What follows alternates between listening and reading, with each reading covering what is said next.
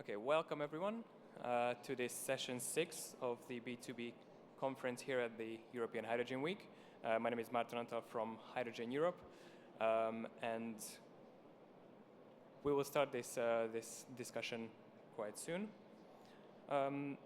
As Europe aims to achieve its ambitious climate targets, the hydrogen sector is poised to play a pivotal role. Nevertheless, it is crucial that amid the accelerating development of the hydrogen industry, sustainability, environmental and safety considerations are at the forefront. This session will focus on two critical aspects of this, on hydrogen emission considerations on the one hand, and recyclability, sustainability, and circularity of the hydrogen industry on the other. The session will feature presentations from market-leading industrial actors, certification specialists, and from the NGO world to cover these topics from a wide range of views. So now I would like to invite our presenters to the stage. Tom Bosmans, who is a business development manager from BAC. Sofia Esquivel, who is a scientist at Environmental Defense Fund Europe. Anđela Vukoje, who is a project manager for TÜV Nord H2 Readiness Table at TÜV Nord Hydro Hub. Marchisio, who is a business development manager for critical raw materials recycling at Hensel Recycling. And Steffen Kitzing, who is global head of sales for hydrogen systems at Heraeus.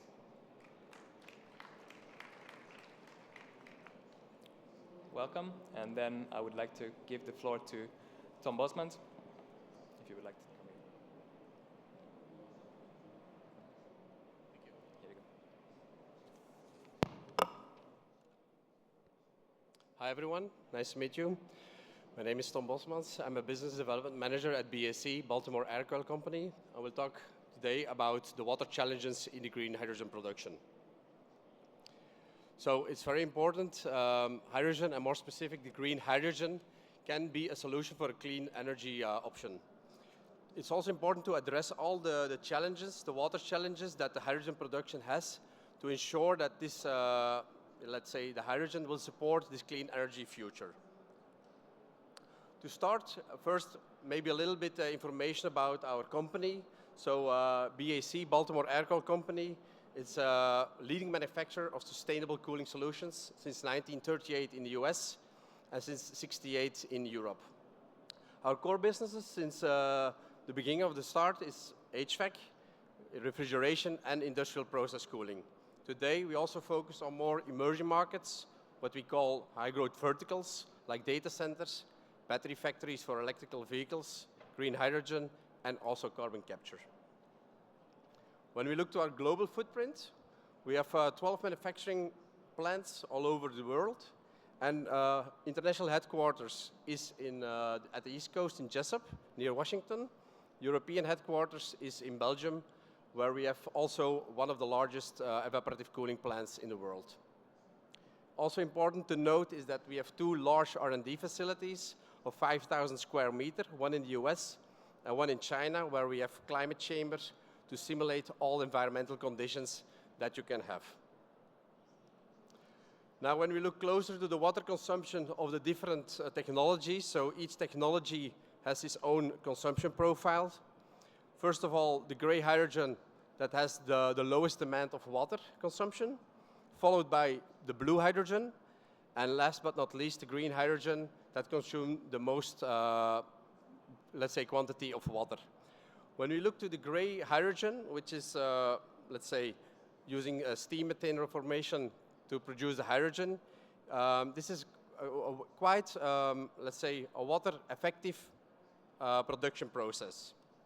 The other thing is that it's not that environmental friendly, so for each kilogram of hydrogen produced, you will have 10 kilograms of CO2 emissions.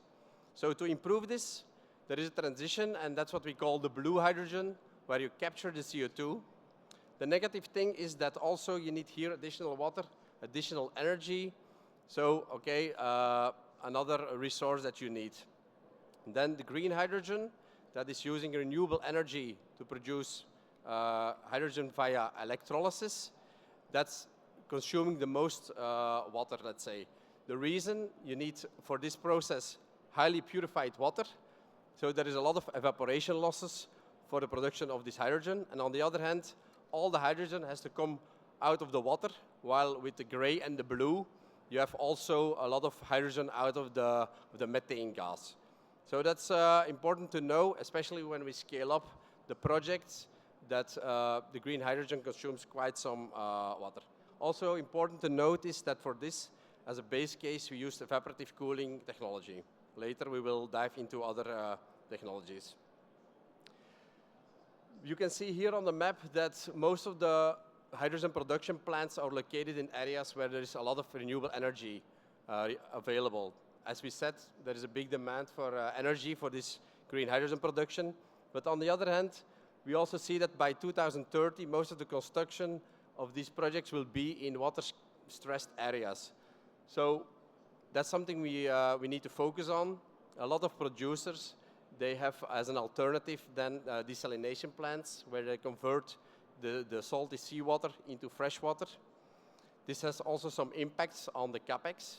We can say that 1 to 2% of the overall cost will go to the desalination, and it will also have some environmental impacts. When we look more into detail of the water consumption in the green hydrogen production, when we can do a small exercise where we will use round numbers. You can say that you use 9 liters of water for the production of 1 kilogram of hydrogen. To have pure water, you also need the double amount for the purification process. So you end up already at 20 liters for 1 kilogram of hydrogen. When you use evaporative cooling, which is the golden standard in today, a lot of manufacturing processes, you will end up around 35 liters per kilogram of hydrogen. So you can see in water-stressed areas, we have to look to other possibilities, other technologies, and often the producers of these plants, they go directly to dry cooling. Dry cooling, that's an option, but you have 5 times more fan power consumption than with an evaporative cooler. Also, you can see the footprint, it's 4 times more than with an evaporative cooler, and the capex will be 4 to 5 times higher than with evaporative cooling. So it is indeed a solution for water-stressed areas or water-stressed regions, but there are also other solutions which can also be suitable for your project. When we look down to this graph, it's very important. This is a water spectrum and energy spectrum. You will see there is always a balance between water usage and energy usage. We talked about cooling towers, evaporative cooling on the right. This uses a lot of water, but it's very energy efficient, so you can use your energy for what it needs to be used, and that's for the green hydrogen production. On the other side of the graph, you can see the dry coolers, where you have high energy consumption, but low water usage. But what a lot of producers, consultants forget is that there are a lot of hybrid solutions, alternatives for a lot of regions where there is a limited amount of water available. So you can have a hybrid cooler that has an evaporative coil and a dry coil. And the dry coil is using sensible heat transfer, so there is no consumption of water during a big part of the year. And this unit is more compact than a dry cooler. You can also have an adiabatic cooler, where this works most of the time as a dry cooler, but during hot peak periods, you consume a small amount of water, and it will cool the incoming airstream. The adiabatic cooler will have 90% to 95% water savings compared to an evaporative cooler. The hybrid cooler will have approximately 30 to 50% water savings. The hybrid cooler will have a much more compact footprint, and the adiabatic cooler will have also some advantages as smaller fan power and also a lower footprint compared to the dry cooler. Just to finalize, this is a project we have done in China, in Mongolia. It was an isolated area, and the end user wanted to have 20 kiloton per year of green hydrogen production that he will use to produce green ammonia. The thing is that due to the ambient conditions, it was not possible to use dry coolers, and there was also a limited amount of water available. So therefore, we proposed to have hybrid coolers to have the best of both worlds. So you have the energy savings of the dry cooler, and you have the water the energy savings of the evaporative cooling and the water savings of the dry cooler. So this is a perfect example that there are other solutions than dry and evaporative cooler. So to finalize, we have to look project by project. Each region has its own, let's say, limitations. As a standard, we would use an evaporative cooler. For water-stressed areas, you can go to dry coolers, but keep in mind that hybrid cooler can be a good solution to have, let's say, a water saving solution, but also a very energy effective solution for your project. Thank you very much, and if there are questions later, you can visit our booth in Hall 11, so feel free to come over.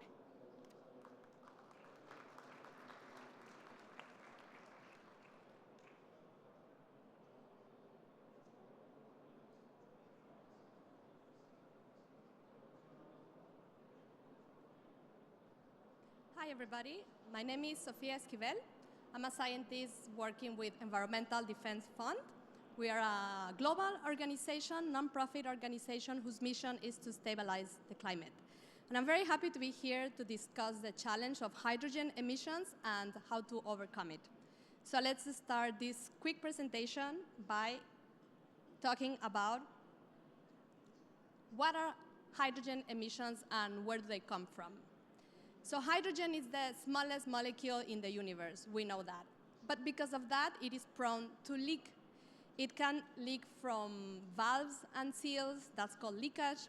It can also permeate or diffuse through materials, that is simply just trespassing the material and leaking. And those are fugitive or unintentional emissions.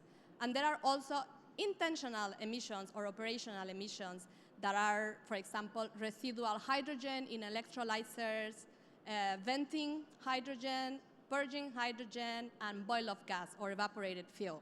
This is very important for liquefied hydrogen. So what? Why do we care about hydrogen emissions? And the two most obvious reasons is because they represent a safety hazard and because they also bring economic losses. But there is a third reason that is often overlooked by industry and policymakers, and this is that hydrogen can cause climate warming.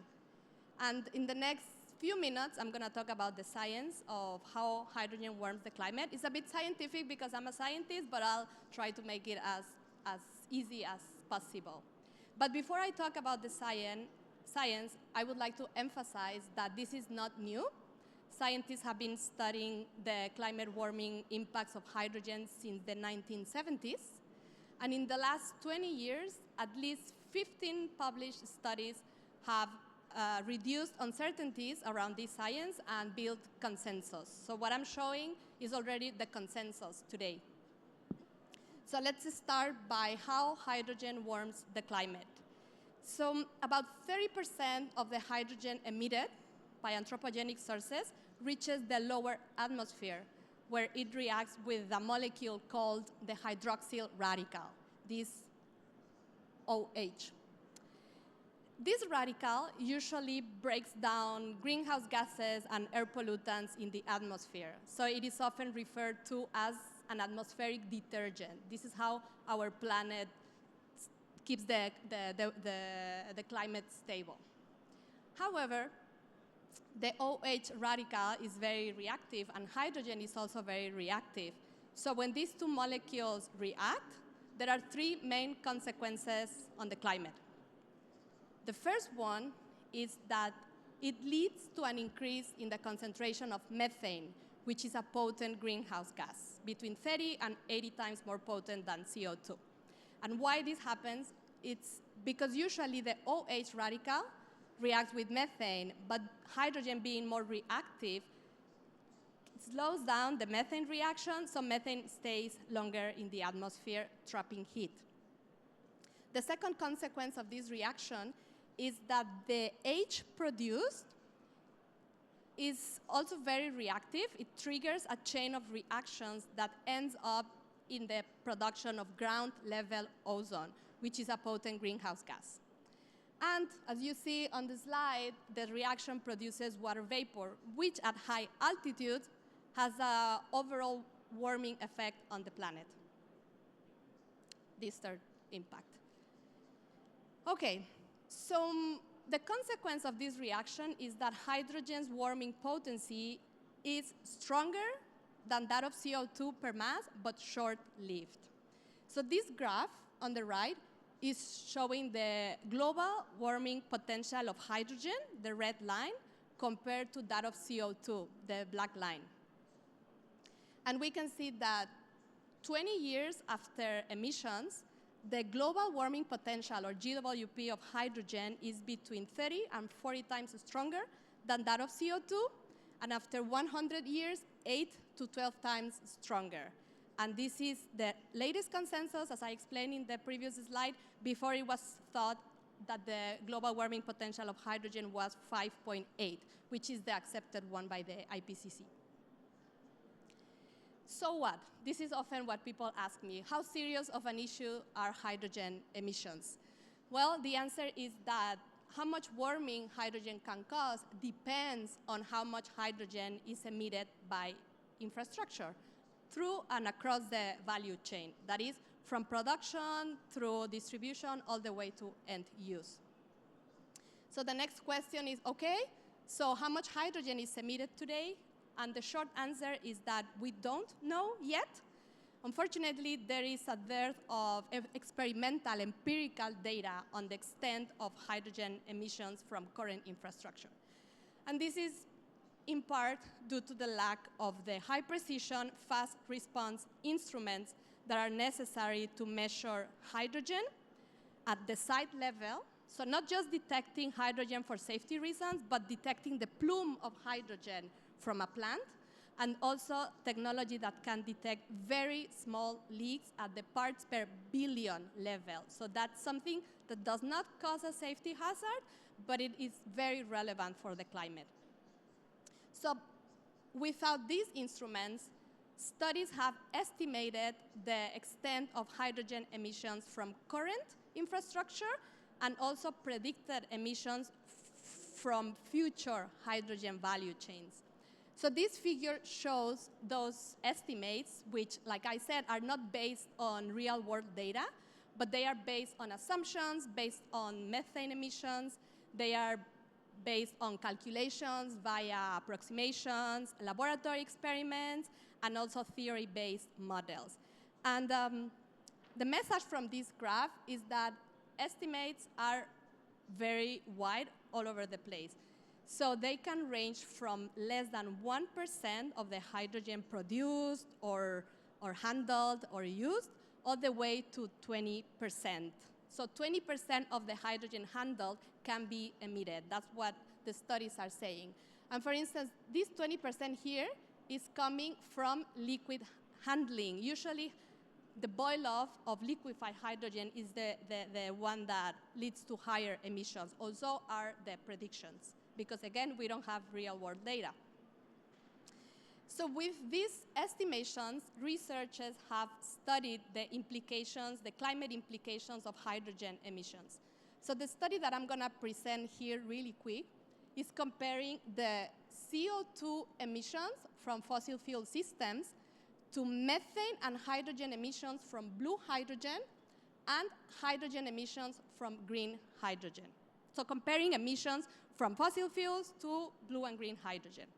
And this graph is going to show that comparison. So above the line, we have higher impact than fossil fuels, and below the line, we have lower impact than fossil fuels. That is a climate benefit. And we can see that in the near term, blue hydrogen can be worse than the fossil fuel system if emissions are high. However, it could be up to 70% better if emissions of both methane and hydrogen are kept low. Green hydrogen is better than fossil fuels, we know that, but what is important here is that maximizing the climate benefit is only done when minimizing hydrogen emissions. And in the long term, that is after 20 years, both blue and green are better than fossil fuels, but again, minimizing emissions maximizes climate benefits, and we need maximum climate benefits to achieve our climate goals.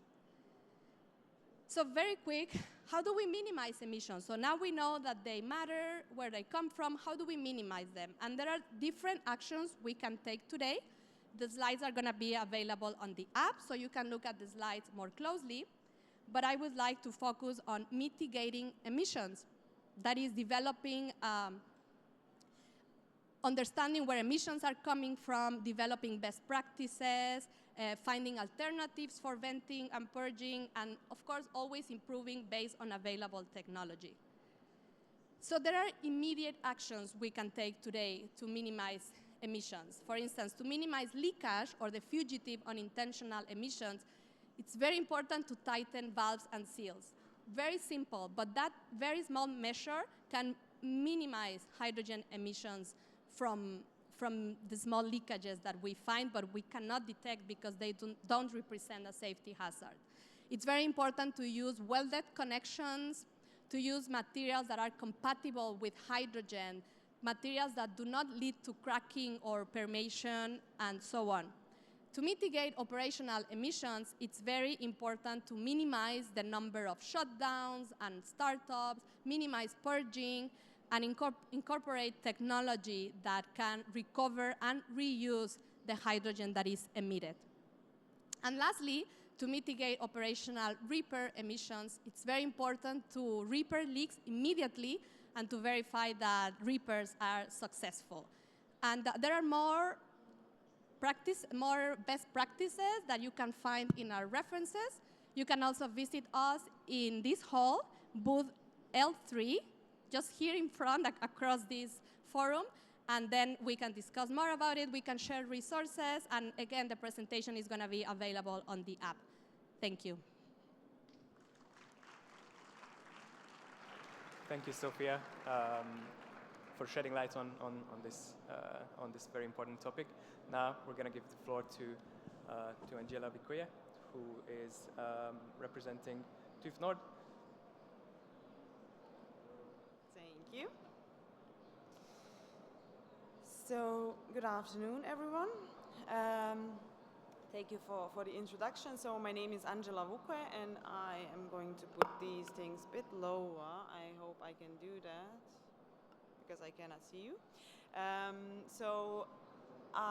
My name is Anđela Vukoje, and I am project manager at TÜV Nord CERT. And I am leading H2 Readiness initiative. And today I have this great opportunity to give you an overview of the challenges from our point of view in the hydrogen industry, or in this sector in general. So besides that, I'm also going to show you how can a certification help you address these challenges. So to do that, I'm going to start with bringing up these challenges. So when we look at the emerging hydrogen industry, the one biggest challenge or biggest question that pops out immediately is how can we be sure that the technologies out there are safe? Since we do not have clear regulations, clear standards.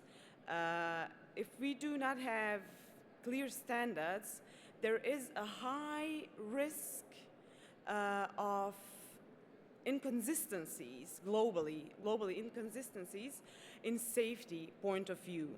So what happens when stakeholders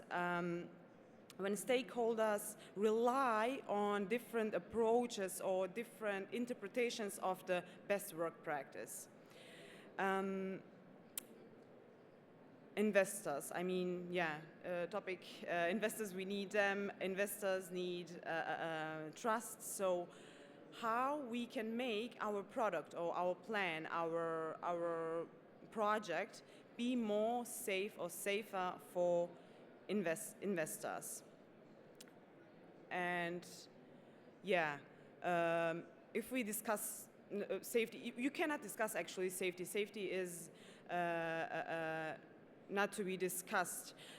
In this point, we have asked ourselves, how can more than a decade of safety experience can help bring more trust in this sector, in this hydrogen technologies. And like we did many times in the history, we've been doing that for more than 150 years. So being at the forefront is nothing new for us. We decided to make a solution. Like in response to these concerns I have mentioned before, we came up with a solution in form of H2 readiness label. TÜV Nord CERT has gathered up and created this as one big solution. This is actually a certification process that evaluates technical readiness of a hydrogen technology regarding safety, regarding marketing, regarding marketing access. This solution is actually based on the catalog of criteria that we have created. It's our house standard, and with this catalog, we are ensuring that all the relevant parts are covered. Since I said the label is based on this catalog of criteria, I'm going to show you just a small overview of what we mean or what is behind it. It's not science fiction, it's just facts, it's our knowledge, it's our experience. So this is what you can see, just one of the examples of the label. I used here an example of a label for generation, so a product for hydrogen generation. What we consider in this case is, like I said, just an example: functional safety, electrical safety, electromagnetical capability, pressure equipment directive, IT security, explosion protection. Many small details come together and create this label, this proof for your product, your plan, your project, that you are ready for hydrogen from all perspectives, from environmental perspectives. So you are having in your hand a proof that your, like I said, product, plan, project meets the highest standards if we talk about safety, if we talk about environment, if we talk about, in general, regulatory. So on the next slide, I'm just gonna show you, so these nice movements are not working, but still I'm gonna show you some of the benefits that you will get when you go through the certification process. First of all certification processes ensure more safety, more security. But besides that, there is a mark. You will definitely, with label like that, you will be more attractive on the market. This is something that we all, of course, want. You will be more attractive for investors. You will be able, I've heard on previous pitch presentations, you have to make sure you enter the market in exact point. You have to make sure that you enter the market fast enough. This is the part where also we step in. With our label, with our H2 readiness label, you are able to access the market quick. And yeah, just to conclude, I think we all agree that the hydrogen technology has a potential, of course. What it faces are also challenges, some real challenges. And we at TÜV Nord said we created a solution, one clear solution to all of the challenges. And of course, we look forward to, with our work, to create a better, safer, and more reliable, I would say, hydrogen economy for all of us. And in case there are some specific questions, if you want more details, brochures or anything, you are very welcome to visit us on our booth. It's just around the corner here on the left side, and we would be happy to help you. Thank you.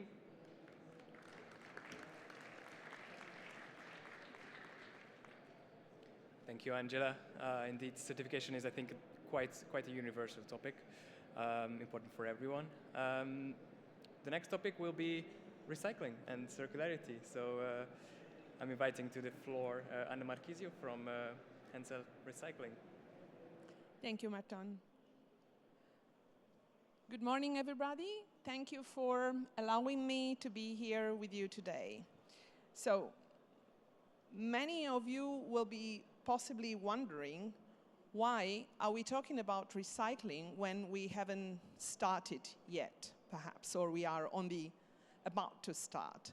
So, and the answer to this question is because we have seen in the recycling industry, and specifically in the platinum group metals recycling industry, but not only in that one, that we humans tend to think ourselves as always lasting, and with us the produce that we put in this world. And sometimes when the end of life comes, fact is that many of the products we have developed are unfit to be recycled property.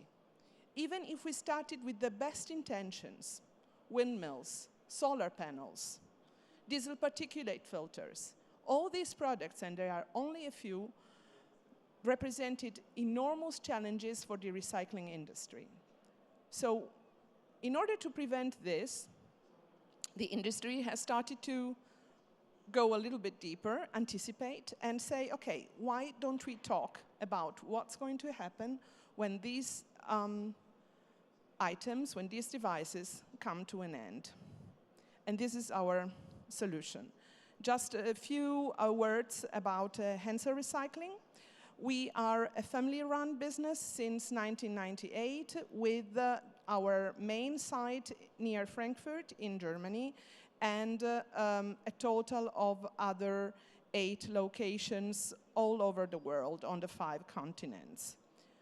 What are we doing? Well, we close the loop for the recycling of critical raw materials, which, among other things, are the platinum group metals, so the 6 basic platinum group metals: platinum, palladium, rhodium, iridium, ruthenium, osmium, and at least 4 of them are critical for the hydrogen economy, and advanced materials, such as, for instance, PFAS materials, so ionomer membrane.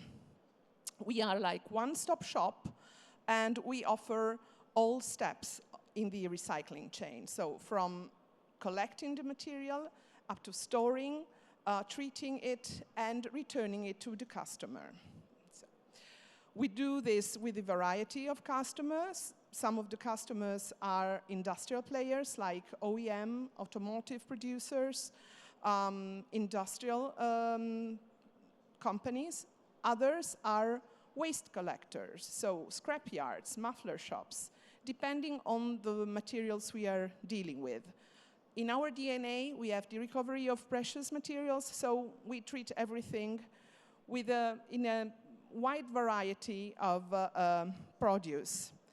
And we go, as I said, from the collection up to the refining stage, cooperating with companies such as Heraeus, for instance, who will talk later.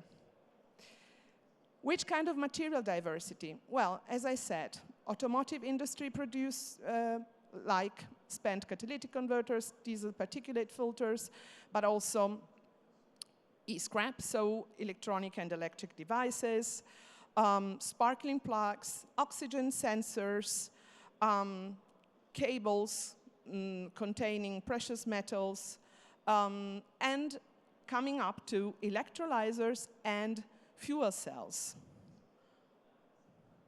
which is the reason why we're here today. So, Hensel Recycling participated in the advisory board of a European-funded project back in 2018, and that was high-tech cycling.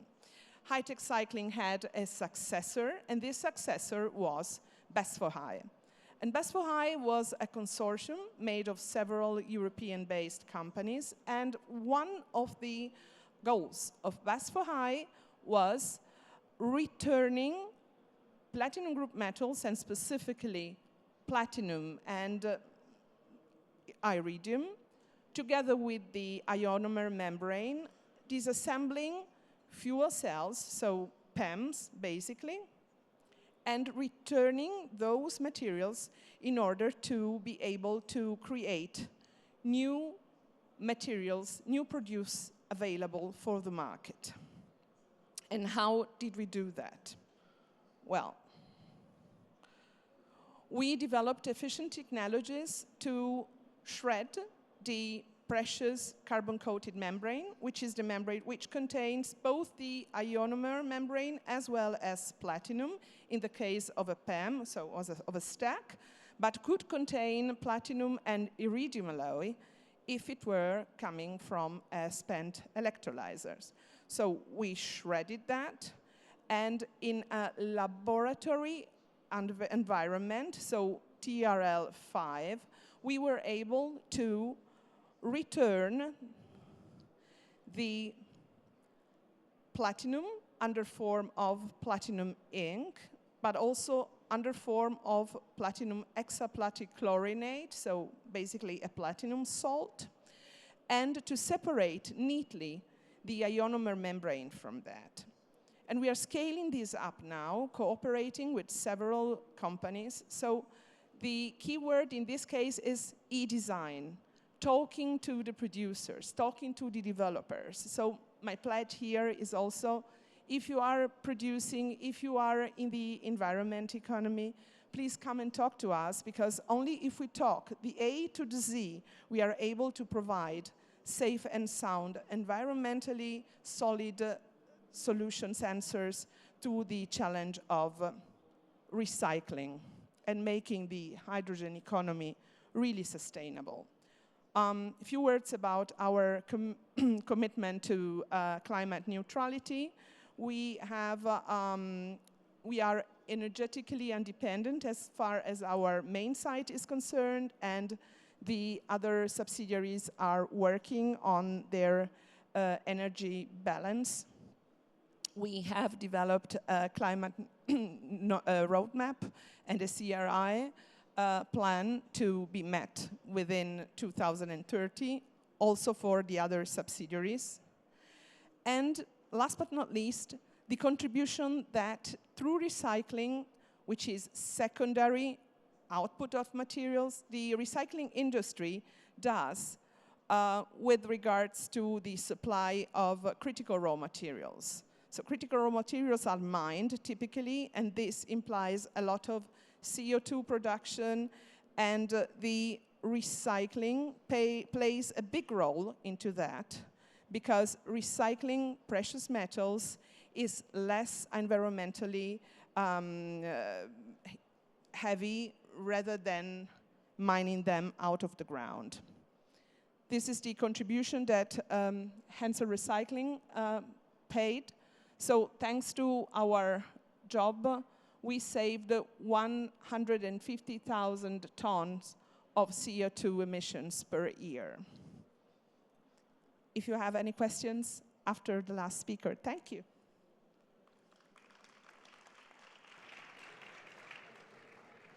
Thanks a lot, Anna. Indeed, developing circularity solutions before we truly ramp up the industry is quite key. So that's why we have Steffen Kitzing as well with us. Go ahead. Good afternoon, ladies and gentlemen. pleasure to welcome. Pleasure to be here. Thank you very much. Thank you, Anna, for bringing up this important topic. I will continue on this. So in the next 8 minutes, I give you time to read our disclaimer. No, just kidding. What is Heraeus? Heraeus, in a nutshell, is one of the biggest family-owned company in Germany. We are one of the biggest precious metal refiners in the world for PGMs, but also gold, silver. And our heritage is precious metals. We are existing since 160 years, and our DNA is trading, products, recycling, innovation for generations. And of course, we supply various industries with precious metal containing products, such as catalysts for the chemical industry or pharmaceutical industry or combustion engines. What can we offer for the hydrogen industry? And we believe, starting with the environmental challenges and especially looking at precious metals or PGMs, we believe that there are 3 pillars which are of utmost importance to overcome these challenges. First is the supply chain, metal management, intelligent sourcing of precious metals.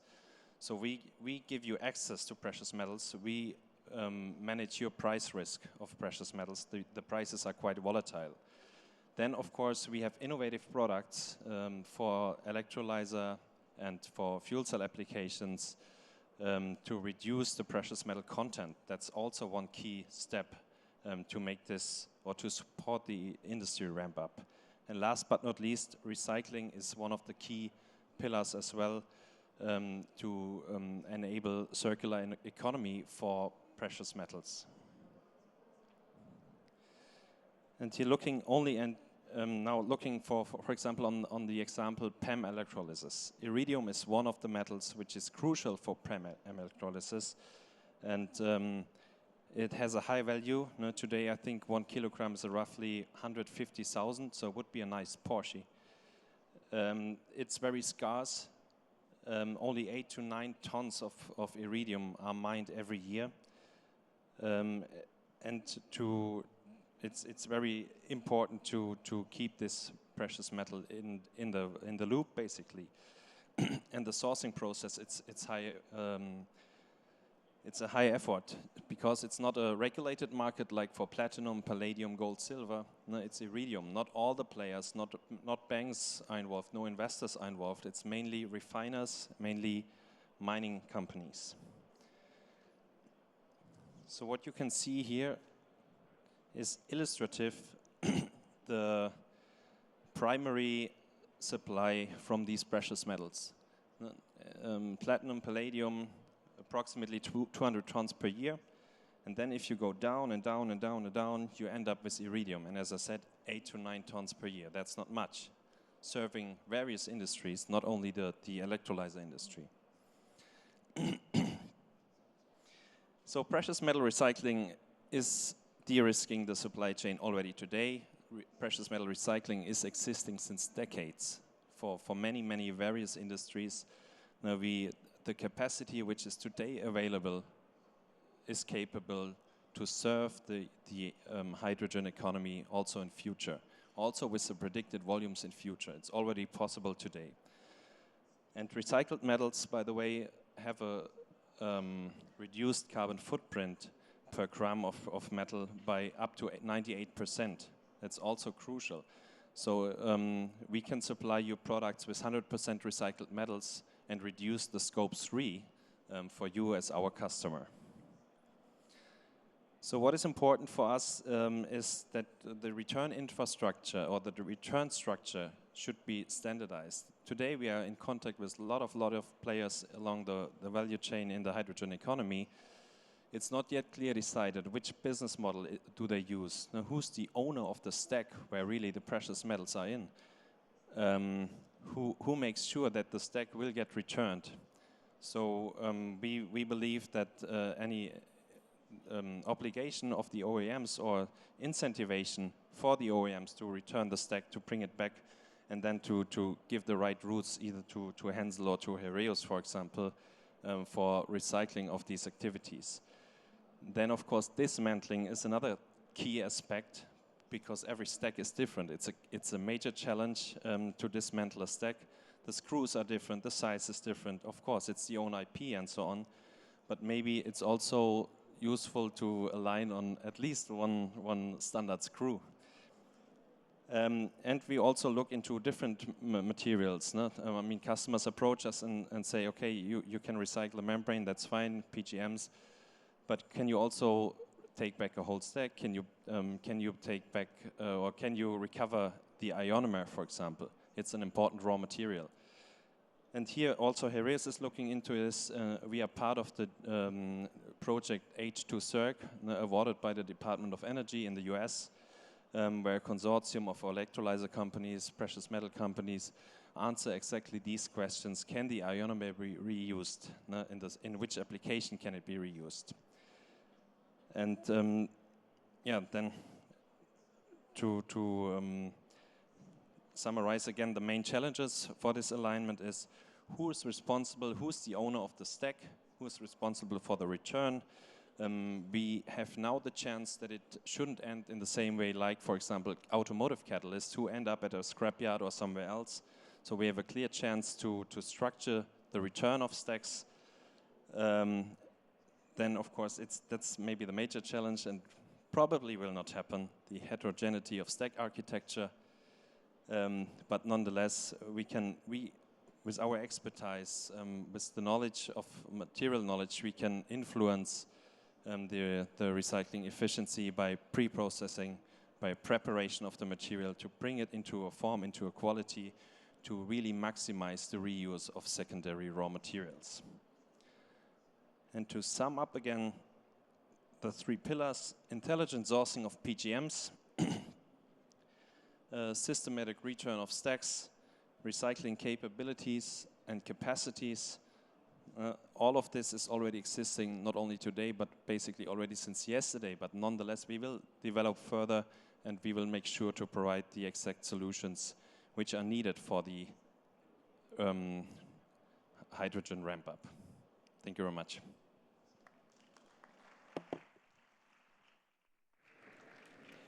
Thank you, Steffen, and really thank you for all of our speakers. It was very important to shed some light on these sustainability, circularity, safety considerations. And should you have any questions, please feel free to visit their booths. They're all around Hall 11 and Hall 7. And I would like to give a hand to the speakers. Thank you.